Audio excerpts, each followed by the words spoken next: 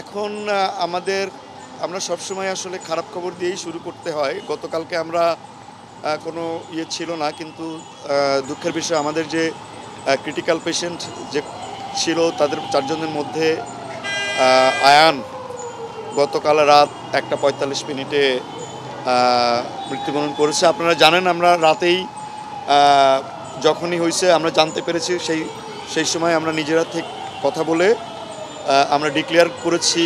আমরা তাদের প্যারেন্টসদের সঙ্গে কথা বলেছি এবং যথাসময়ে তাদের মৃতদেহকে দাফন করবার জন্য বাকি ব্যবস্থাপনা যা আমাদের পক্ষে করা সম্ভব আমরা সবই করেছি।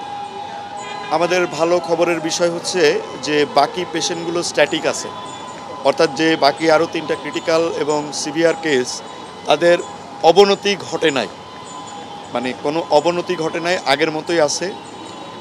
আর ইন্টারমিডিয়েট যে পেশেন্টগুলো ছিল এদের মধ্য থেকে আমরা 3 জনকে বাসায় পাঠানোর মতো অবস্থা হয়েছে, কিন্তু ওয়েদার প্লাস কয়েকদিন পরে আর একটা ড্রেসিং হবে, এই সমস্ত কথা বিবেচনা করে ওনাদেরকে আমরা পরবর্তী ড্রেসিং করে আমরা বাসায় পাঠিয়ে দিব।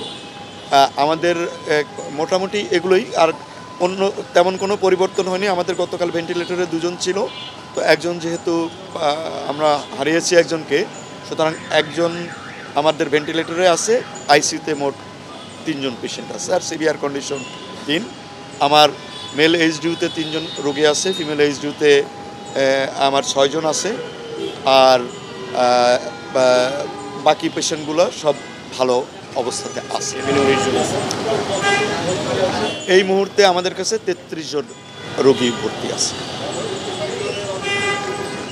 3 জন ক্রিটিক্যাল আমরা বলি যে 3 জনের ক্রিটিক্যাল, বাট এই 3 জনের মধ্যে গতকালের থেকে শুধু আমরা গতকালকেও বলছিলাম আয়নের অবস্থা সবসময় খারাপের দিকে যাচ্ছিল। বাকি 3 জনের গতকালকের অবস্থা আর আজকের অবস্থার মধ্যে ভালোর দিকেও যায়নি, খারাপের দিকেও যায়নি।